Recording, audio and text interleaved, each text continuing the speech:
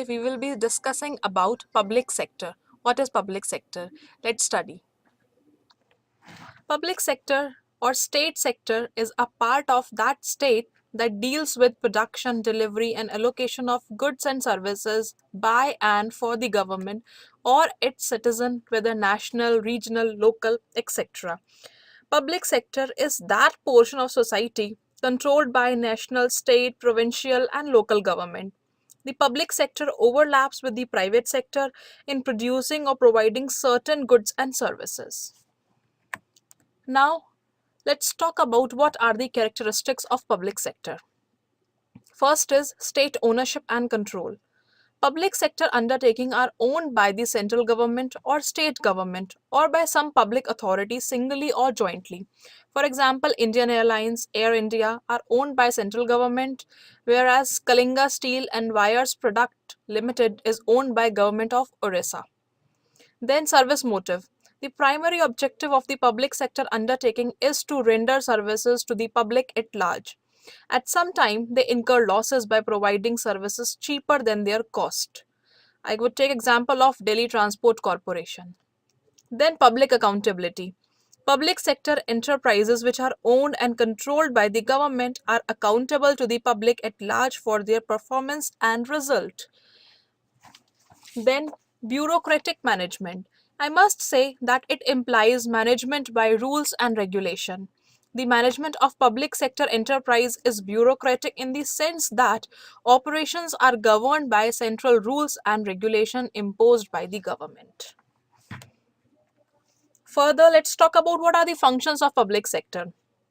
Its first function is filling of gap. At the time of interdependence or independence, there existed serious gaps in industrial structure of the country, particularly in the fields of heavy industries such as steel, heavy machine tools, refining of oil, etc.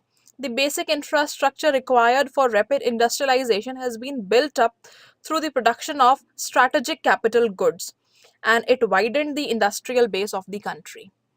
Then I would talk about employment. It is also a basic function of public sector that it created millions of jobs to tackle the unemployment problem in the country. Then balanced regional development. It has been located their plants in backward and untrodden parts of country. There are lacked basic industrial and civic facilities like electricity, water supply, township, and manpower. Then the fourth point is foreign exchange earning.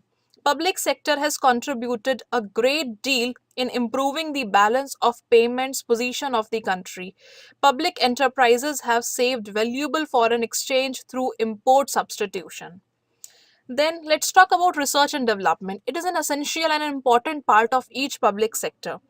Most of the public enterprises are engaged in high technology and heavy industries. They have undertaken research and development program in a big way.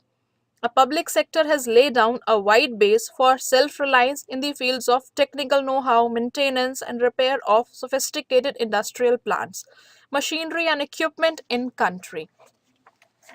Then is social justice. It is that it means that public enterprises have contributed towards the achievement of constitutional objective.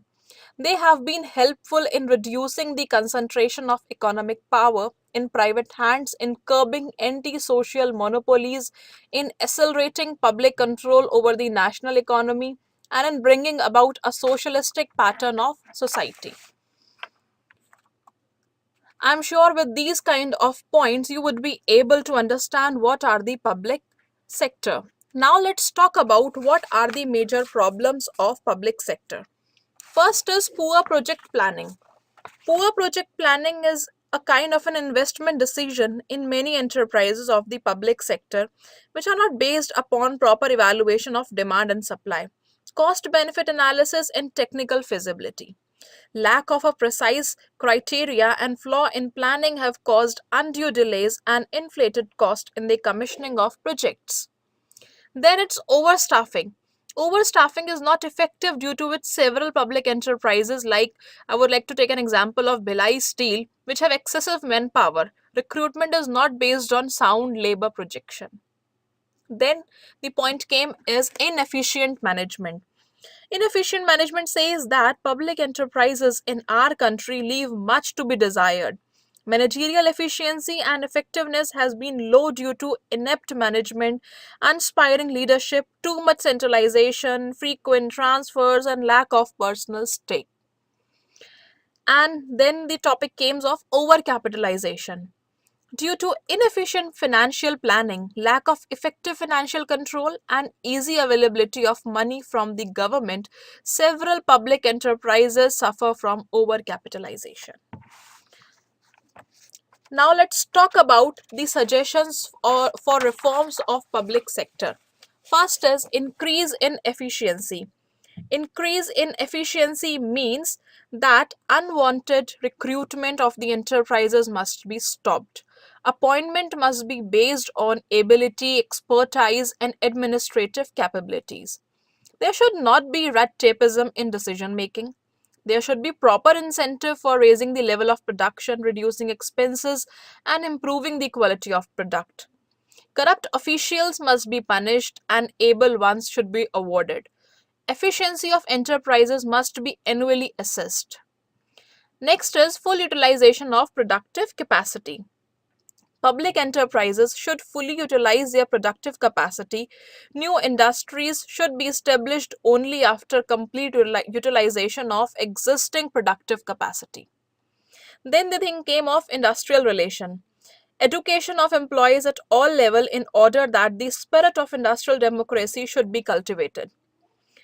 Institutional framework for effective bargaining relationship between the representative of employee and the management. And there should be a provision of an equitable system for sharing the gains of higher performance, like making workers owners a part of investment by making them shareholders. This can be done in the companies. Then I would talk about project planning. Project planning is improvement is required in the field of project planning and implementation. Some of the most important decisions are those taken in preliminary or pre-investment stages of a project, like size, location, type of technology, product mix, etc. Then proper auditing. It is an essential part that should be taken into a reformer into a public sector. Like account of public enterprises should be properly audited. Administrative Reforms Committee suggested that 3 or 4 audit boards should be established under the direct control of Comptroller and Auditor General.